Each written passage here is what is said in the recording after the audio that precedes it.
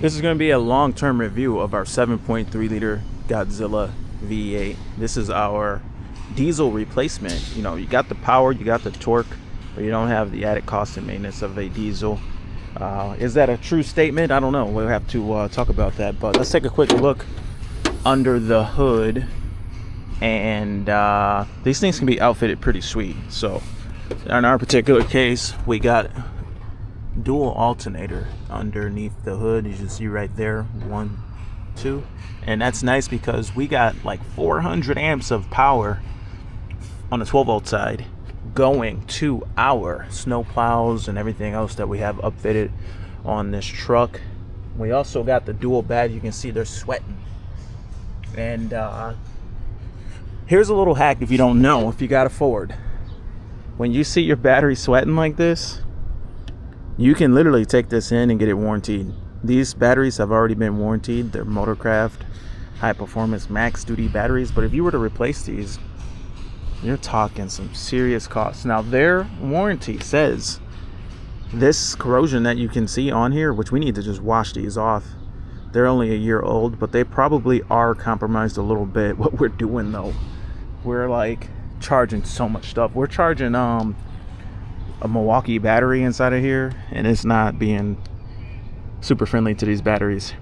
It's like a 12 volt plug-in charger, but these 7.3s can be outfitted real good. Like I say, that hack, take your truck in and be like, hey, can you replace these batteries? If it's under a bumper to bumper warranty, you never know, man, they might throw you some batteries. These work trucks, they go through batteries. That snow plow starts going up and down. But as far as this engine, I was thinking about this the other day because I think when you look down on the floor, you can see that Milwaukee charger, and it's plugged in now too, and it just charges up these Milwaukee batteries, but it plugs into the cigarette lighter. I probably have a little more success if I just plugged it in here, but this cigarette lighter, it keeps the Milwaukee battery charger for a few minutes, maybe 15-20 minutes, whatever it is. Keeps it charging after the engine's off, and I think that's what's eating up my truck batteries. So as long as I don't tell Ford that, then they'll probably keep on replacing batteries for me. They gotta know something's up when I keep going back for another set of batteries before the 36,000. We got 34K on it, so we can go back for another set of batteries before possibly, I don't know if it's been 3 years. But long term, one of the things I noticed and got me thinking about this is yesterday I rolled in this truck with the guys that drive it normally, and the way they drive, it's like I had to say something. I'm like, why are you driving like this? They're so heavy on the throttle, and it's like they drive like they don't have to pay for tires, gas, nothing. Every time they come to a stop, they go to drive, and you just hear that growl, that 7.3 liter Godzilla. It sounds good, but what about my tires? So I'll try, and I literally will get in a truck and try to drive like them to try to even understand what they're doing, and they just say they're stopping, and they accelerate like this,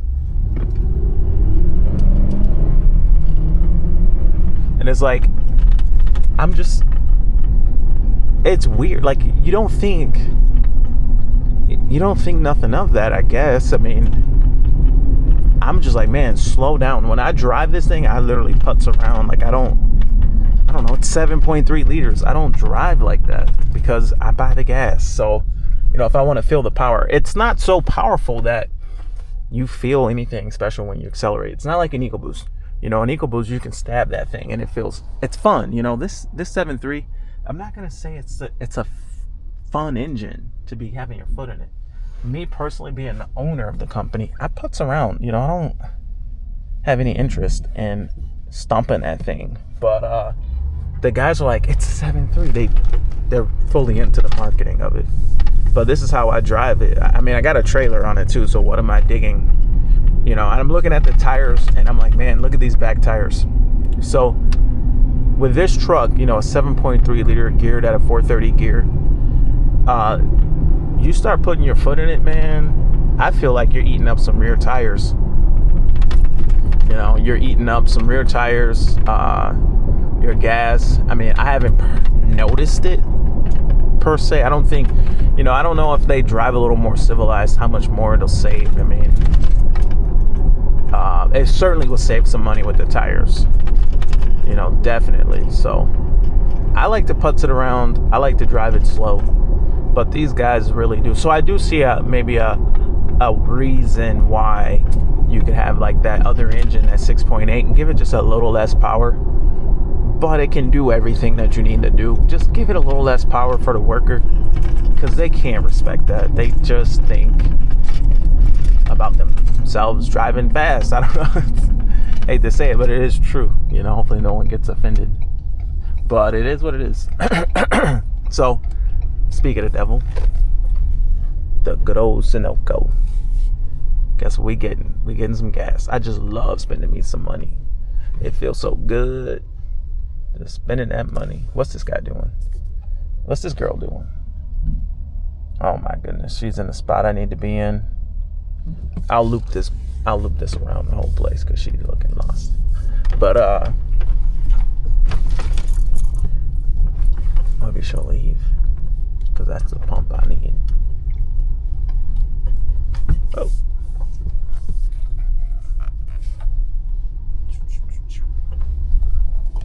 Got this big old truck and trailer going around. So, that's a whole different topic though, the employees and all that. But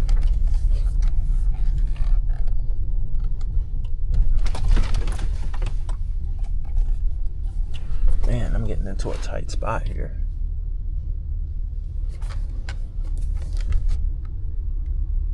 Am I gonna hit this? So another nice feature of the Ford, you get a forward-facing camera. And back it on up. So I'm gonna hit the U-Haul truck. And then cut it again. Don't want to hit nobody. Boom. Got it. Did this lady leave? Get out of here. The fuck out of here. Alright, she's gone. Now I can take the fuel. So we're going to go ahead and fill this up and see what it costs me. And so yeah, I mean, the idle of this engine, the way it idles, not as smoothly idling as a 6.2, and the power's a little better, just a little bit, nothing to write home about. So my thought process and consensus is, don't be getting a 7.3 just because you got a 6.2, you want an upgrade. I don't think it's that much of an upgrade. I think the perfect spot of a Super Duty would be a 7.3 with a 6.2 and an aluminum body, in my opinion, is the best. Maybe I'll inch it up just a hair more, but I'll go up a little more so people can maybe get by. The 6.2 in an aluminum body truck is the best. The aluminum bodies don't rust, and the 6.2 is a more proven engine than the 7.3. Although the 7.3 is getting there, it is not where the 6.2 was just yet. But I think it'll get there. They had their cam issues, whatever other issues they had, they've seemed to work through. Hopefully this fits. It's kind of far now. Let's see if it fits.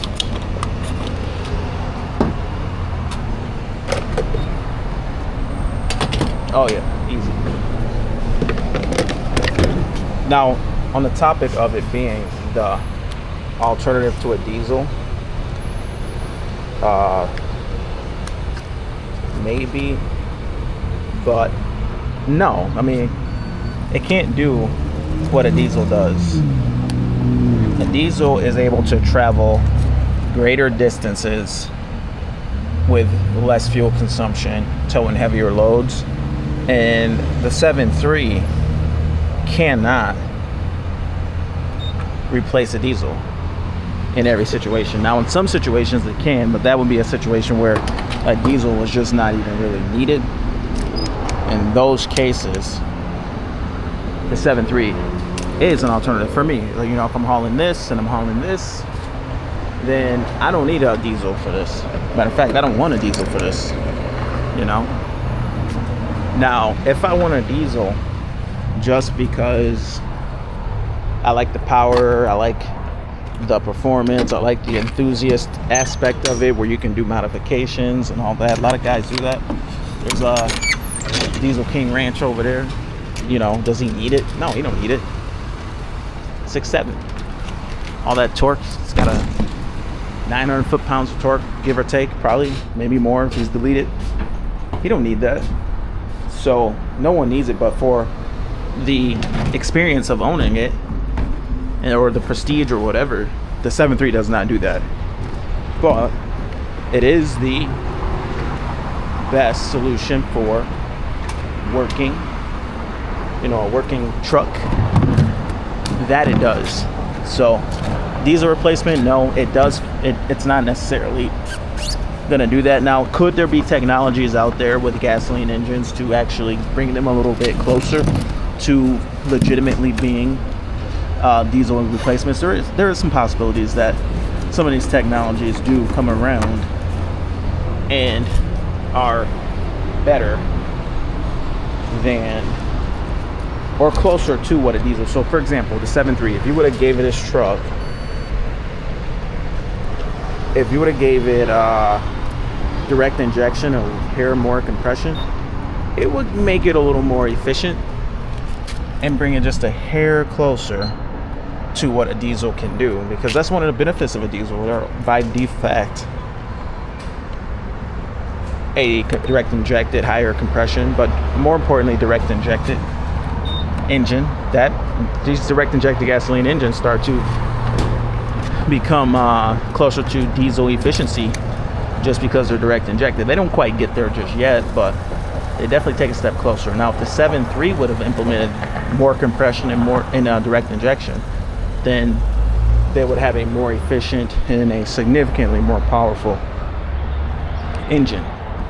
And they didn't do that probably because of the cost, and they already did best in class every number just by making the engine 7.3. But if you think about it, they could have just did this with the 6.2. They could have just given that engine direct injection and gotten to the best in class of everything. But then again, it wouldn't be so far ahead of everybody. So far ahead of everyone that it was just. I feel like the 7.3 gets so far ahead of everyone. They legit just made the engine bigger. So, is it really that far ahead? That's a good question. You know, it's just a bigger engine. Now, being the pushrod engine, that's not really particularly good for the consumer, but better for manufacturing, better for packaging. For the consumer's sake, it's easier to work on it. Easier to work on a pushrod engine, cheaper to work on a pushrod engine. So there is some benefits to the consumer, but at the end of the day, it's just way cheaper to build a pushrod engine. So Ford's smart. Someone at Ford made a good call there, because now they're able to really maximize their margins a lot better by eliminating all these different variations in their heavy duty engines and going to just a pushrod engine. And now their other variant of an engine is the same configuration, the 6.8, which is the same displacement as the old V10. It's the same displacement as that engine, but I think it makes more power. I don't know, or if not, close to. Cheaper to build that engine than it is to build a V10. Now here's the thing: you put a V10 on the side of a truck. Here's what we're spending. Not that bad as I thought. Ever since someone got in office, it ain't been so bad. But you put you a V10 on a truck, that's an expensive thing to build for a lower quality engine. You know, a V10, it's more expensive to build a good V10 than it is to build a good V8, because everything's bigger and longer. Your engine's longer, your block's longer, your heads is longer. And when your heads are longer, that's more opportunity to warp. The crank's got to be longer, all extra cylinders, but on paper it sells. You know, it'll sell because if you have the prestige of saying you have a V10 like a freaking Viper, then that does kind of help you with your sales a little bit. You know, that V10. All right, we got $40 on this side, so I'll keep on putting this gas in here, and I got to go ahead and okay, that's that. I'm gonna try to work this. I got 13.6, 3, 5, 6, 7, 8, 18.6. All right, going 18.6.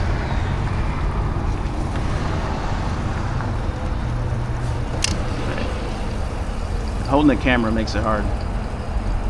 So I guess this is why I'm always putzing around in a truck. Not only this, I got those rear tires that are getting pretty bald, and it's got to be rotated before it's out of hand. But the way that these guys drive, I ain't gonna see the usual 2 years that I see on these tires. Be showing cords. I just had to do the front tires on the 450. You know, if you don't follow the channel, I got a 6.7 F450. I just did the front tires on that, and they were choppy. But then again, you think about it, maybe I've been turning too fast. 18.6. There's a chance that I've been driving a little too fast. So anyway, I didn't realize this video is running. Okay, there's our full mark there.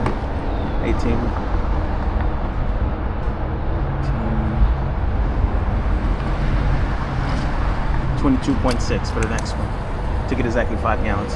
I didn't realize this video was running so long, but yeah, is it a diesel replacement alternative? Nope, it's not, but it does fulfill quite well its position, the 7.3. But anyway, I'm gonna wrap this up because I gotta fill all these up, and I don't want to mess it up and forget to put the mix in the 2-stroke.